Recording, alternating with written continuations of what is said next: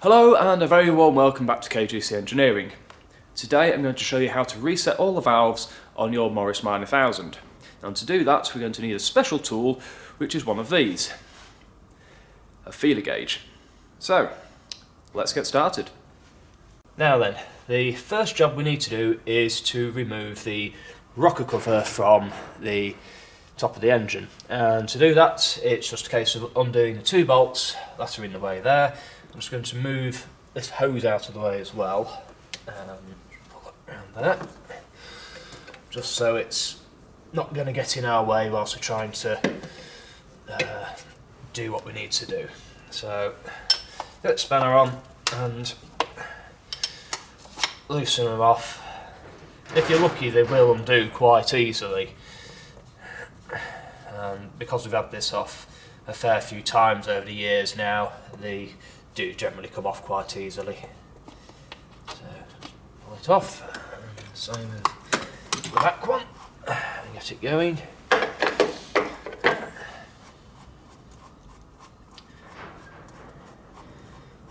that.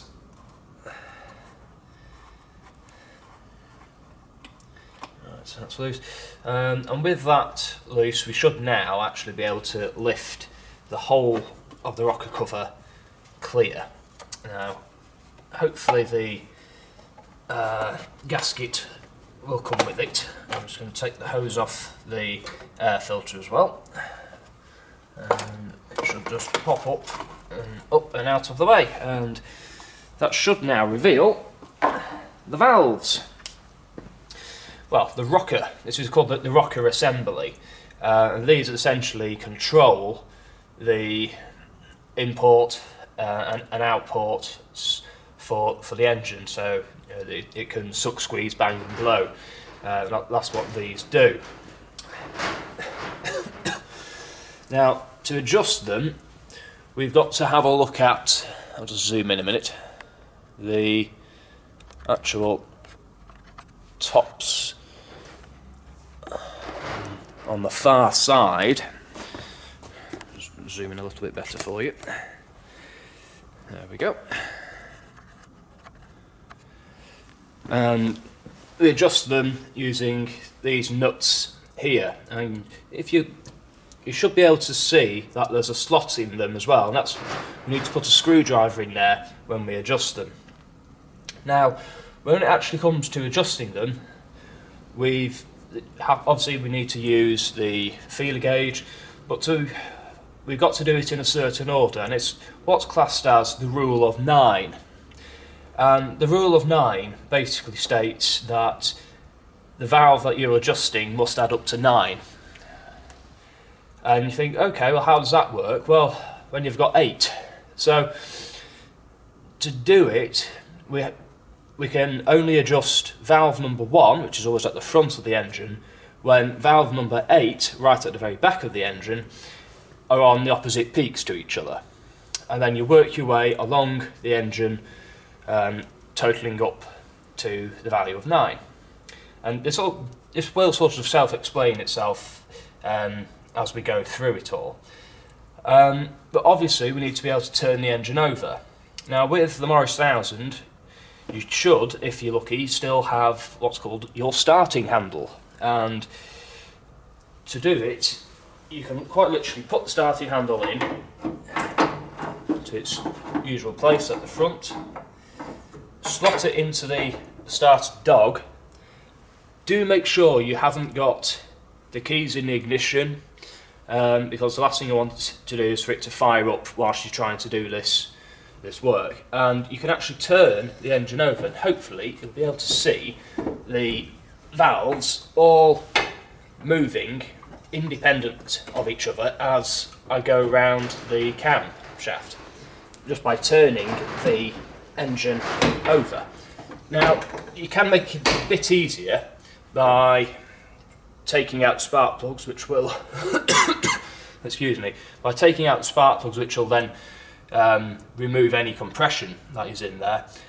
But if you don't have a starting handle, you should still be able to get a very large spanner onto the starter dog, and you can move it round flat by flat. Now, some technical bits now. So, to do this, I'm going to actually follow the Haynes manual for this, because it actually has a very, very good description on exactly how to do this particular job. And it reads as follows: the valve adjustments should be made with the engine cold. The importance of the rocker valve stem clearances cannot be overstressed, as they vitally affect the performance of the engine. If the clearances are too open, the efficiency of the engine is reduced, as the valves open late and close earlier than was intended. If, on the other hand, the clearances are set too close, there is a danger that the stems will expand upon heating and will not allow the valves to close properly, which will cause burning of the valve head and seat and possible warping. If the engine is in the car to get at the rockers, it's merely necessary to remove the two holding down studs from the rocker cover and then lift the rocker cover away and with the gasket. Now, we've just done that. That's the easy part of it. So, continuing on, it is important that the clearance is set when the tappet of the valve being adjusted is on the heel of the cam, i.e. the opposite peak. This can be affected by carrying out the adjustments in the following order. And like I said, you would work through the engine, valve 1 to valve 8, just each one as you go through. You will have to rotate the engine a couple of times to do this, but it will get there. Continuing on, the correct valve clearance of 0.012 thou of an inch or 0.306 millimeters is obtained by slackening the hexagon nut with a spanner while holding the ball pin against rotation with a screwdriver. Then, still pressing down with the screwdriver, insert the feeler gauge in the gap between the valve's stem head and the rocker arm and adjust the ball pin until the feeler gauge will just move in and out without nipping. That is it in a nutshell, and it's when you come to actually do it, you will feel what they mean by nipping on the feeler gauge. You want a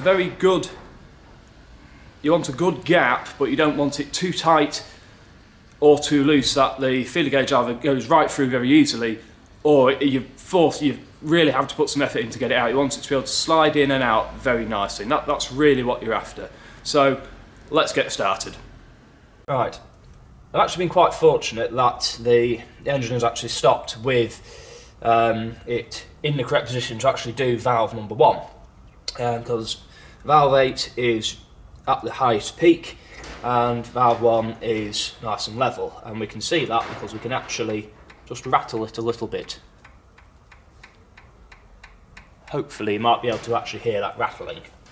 So we've got the feeler gauge set to 12. They are numbered on there. Now this is actually a proper imperial one, so I know that is 12 thou, and all that remains now is to get a good spanner that's a really good fit on it, and preferably a ring spanner, and just crack it open a tiny bit, get the screwdriver in as well, and just loosen it up a tiny bit.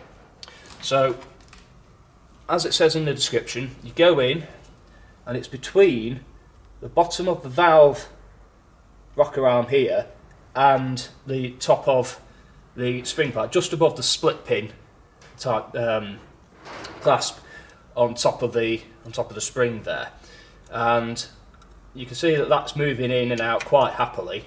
And if I tighten that up, you can see I can't get that out, so that's too tight. So I need to slacken it back a little bit with the screwdriver until it gets to the point where I can just start to move it, which is there. So now that that's there, and I'll hold the screwdriver in place and then turn the spanner to tighten the lock nut up. Just get it just nice and snug, and then just make sure that you can still get the feeler gauge in and out nice and easily, but so there's a little bit of resistance on it, not a lot, just a tiny bit of resistance, which is all you need. So the next one is also number 2, so we now need to get number 7 up to the high peak point.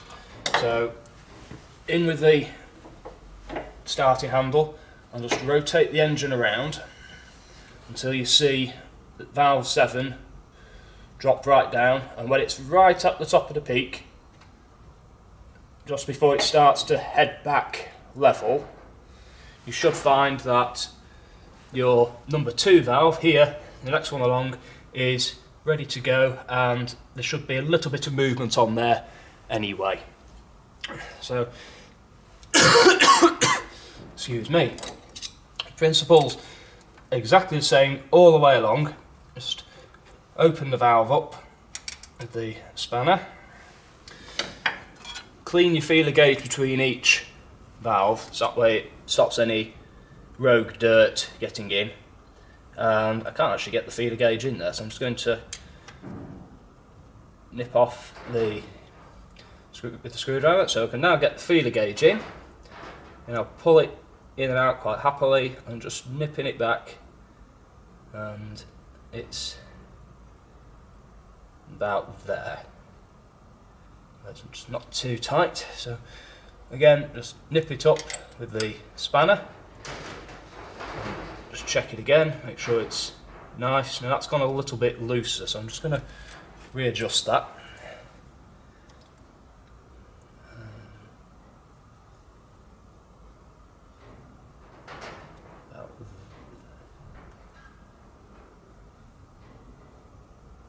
Out there, I think. Feels good. Just nip up again. Yes, that's feeling a lot better, that now. So that's the next one, and it's as simple as that, and you just follow it along all the way until you get to the opposite end. Alright, I've just moved the camera around to the other side, so hopefully you might be able to actually see a little bit better. I've now set up to do valve number 3, so get on there with the spanner, just nip it off, and then make sure the feeler gauge is clean. The feeler gauge just goes in around there, so I'm just going to slacken that off a bit with the screwdriver so I can get it in, and then we can nip it back down onto it. Now, like there, that's too tight because I can't pull it out, so I'm just going to slacken it off just a tiny little bit, so it's, you just feel it on it, and then just tighten up the lock nut. So then just have another little feel, and that feels very good. So that's that one done. This whole process really shouldn't take much longer than about 20 minutes to do. You just take your time with it, and you can't really go wrong. So now I'm just turning the engine around because I want to get this valve here, number 5, up on the high peak, which will be coming around very soon. Here we go. You can just see it starting to move now. Just getting to the top of the cam, and then we're ready. Right. So I'll continue on with this, and then we'll get round at the end to putting everything back together.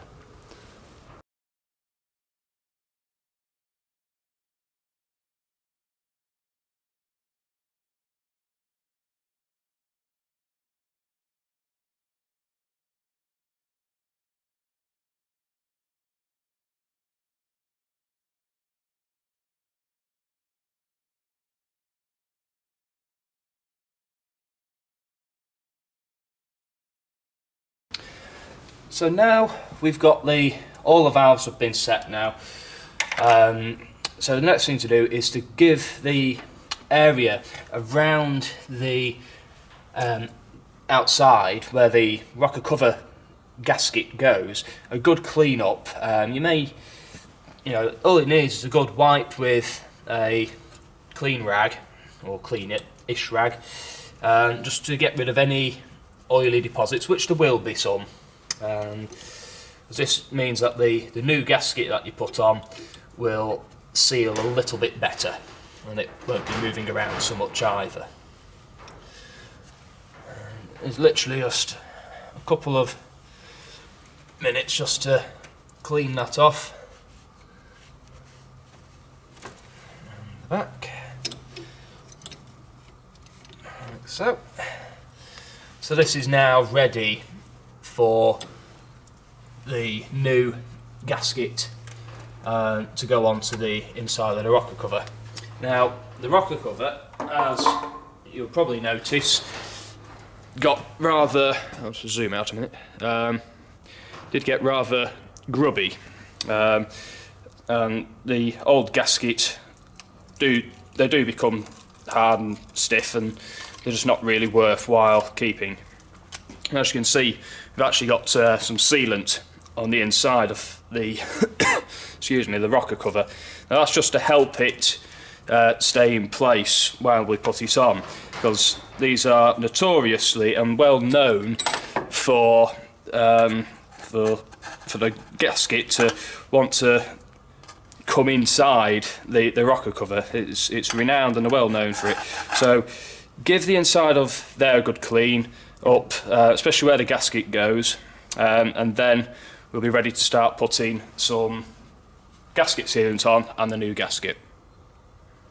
So now we've got our rocker cover all cleaned up, there's no gunk in there anymore, and we've got our brand new cork gasket which fits on over the top. And as you can see, it's already starting to come in the middle there. This is why we put a bit of sealant on to help it stick into place.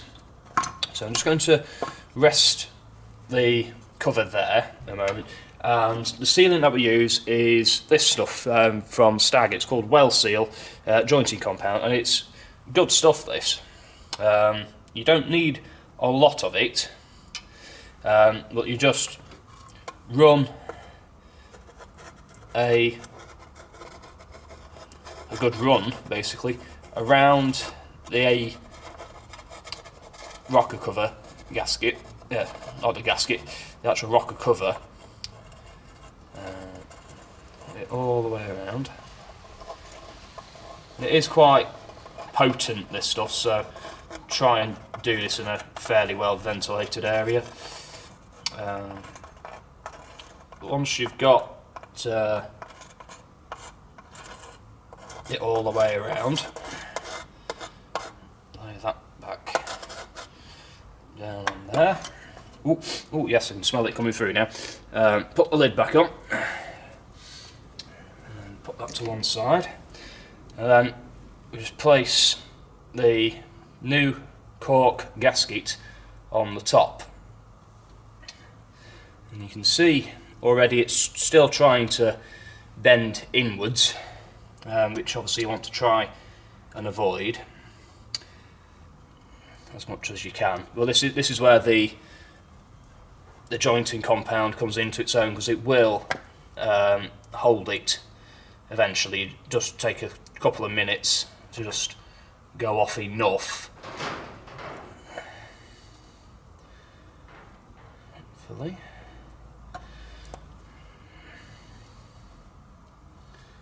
Go on that.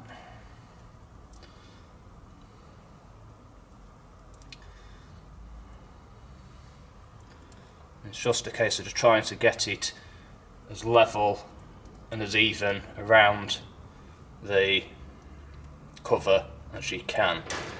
On some, you do actually get a little tab on the inside, which does help hold this in place. But we're not that lucky on here, unfortunately. So hold that for a minute. Seems to be okay. And then it is a case of, as smoothly as you can, get the whole assembly back on in the right order. And that's my phone going off at a critical moment. And just let it drop down into place. You may need to help it down a little bit at times. Ooh.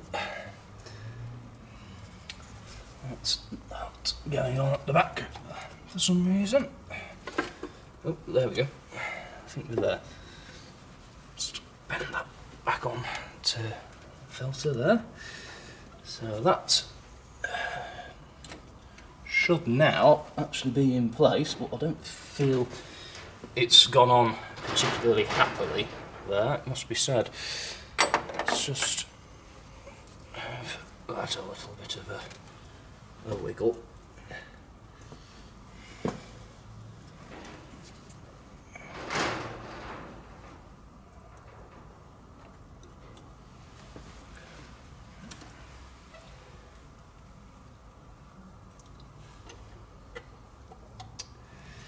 It is an awkward job to do this, and it does take a bit of practice, but providing you can see the cork all the way around and it's relatively close to the edge of the rocker cover, you should be okay. Some people do suggest to actually put a thin layer of grease around the top of the cylinder head where it goes on, which occasionally does help. Other times it hinders, we've found through experience. So I think that's on as well as it's going on, and then it is a case of quite literally just screwing everything back together. So putting the cylinder, the rocker cover caps back in,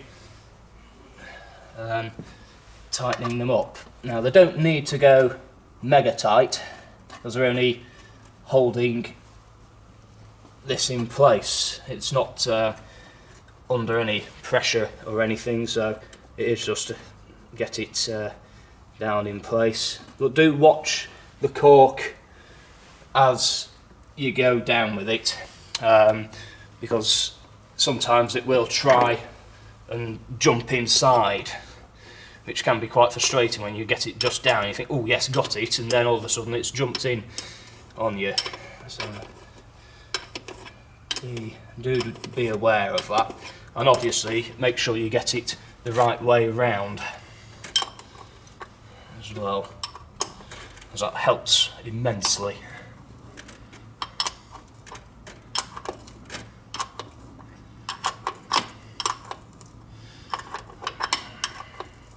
So I'll continue getting that down, and then that is the job essentially done.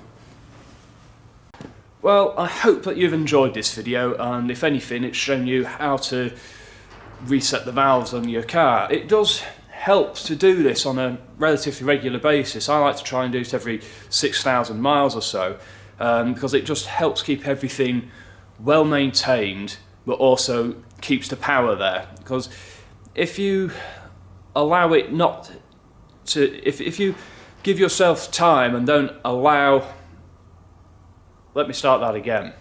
If you don't reset the valves often enough, it can have a detrimental effect on the running of your engine.